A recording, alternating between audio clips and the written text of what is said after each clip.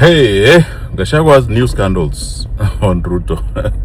And the new scandals are China roads and bridges, affordable housing, Western Hotel, all these kind of repeated narratives which are very boring now. What Gachagua is trying to do is basically ensure that every day nobody wakes up to ensure that Ruto has a good name in front of voters. He doesn't call the press because he has any new information. He creates imaginations and illusions on all the associates of William Ruto, all the ministers, all the MPs who are working with him, and ensure that their names are permanently soiled.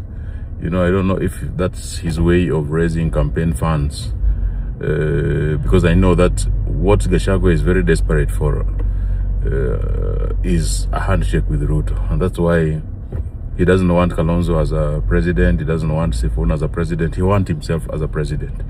Gachagua wants to be on the negotiation table.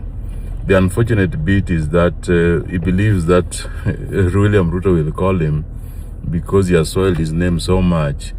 He has ensured that he thinks that he's chasing away investors. What Gachagua does not know is that even the people who are supposed to take him seriously are not taking him seriously, because they see him as a madman who is actually running away with the clothes of the good guys and claiming that the good guys are mad themselves, because they are bathing in the river naked, as if he expected us to bathe in the river with clothes. So he has taken our clothes, he's running away with them, and he's shouting, "Oh, now Wendazimu, oh, Wendazimu." So I would I don't know what to advise Gachagua, but his story is so stupid, so shallow. He doesn't have an idea, and sometimes, I didn't understand William Ruto's game plan. I didn't understand President Ruto's game plan until I have observed this guy, and I realized that when William Ruto says that some people are brainless, planless, visionless, and that's why even the president is trying to elevate the conversation and saying that for us to grow this country, we need to have a long-term plan. Gachagua still comes with the boring stories of the scandals of Western Hotel, China roads and bridges, So I don't know how to take some of these things seriously, but it is boring. It is nonsense. It is useless. It is entitlement, and nobody has developed this country. Nobody has centered inclusion in governance. Nobody has ensured that we have less scandals, less corruption scandals. Nobody has ensured that without battling an eyelid. I can tell you for a fact that despite the claims of the very ignorant people on social media that William Ruto, Siji Ali, Skuma, Vijana Oliwe, you have never seen the report on the killings done by Uhuru Kenyatta and Mwai Kibaki. You have never seen the kind of massacres people like Mwai Kibaki were behind. So when you accuse William Ruto of some of these things, I take it to be the most stupid way of trying to profile him and anybody associated with him, especially the people who they think that, look like him, come from wherever he's coming from, associate with him. Then now you call them name, you soil their names because of where they were born, as if me being born a Luo, there was an application which was being sent, and I sent mine to actually be born a Luo. Whatever community you come from, it is not unfortunate. It should never be used against you.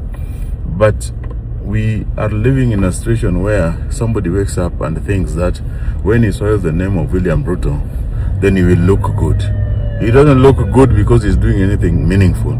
He wants to look good because he's soiling the name of President William Ruto.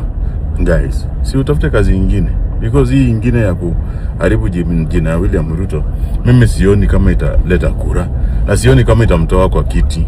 So let's be very careful some of these conversations we are introducing, because Gachagua is digging his own political grave. Even the people who are supposed to support him, I don't think that they would, apart from smearing the blood of goats and sheep and cows in front of people's homes in Olkalau to ensure that they were intimidated to vote for DCP, William Ruto got more than 60% of the votes there. But because of the intimidations which are done at night, and that's why they didn't want Edwin Sifuna in that ground, I can tell you for a fact that Gachagua ikifika hapa February atakuwa na lia mamaki. I hope that Pastor Dorcas is going to bring in a lot of interventions. The prayer interventions are going to be needed seriously, because hapa kama hata commit suicide, sioni Gachagua survive your onslaught.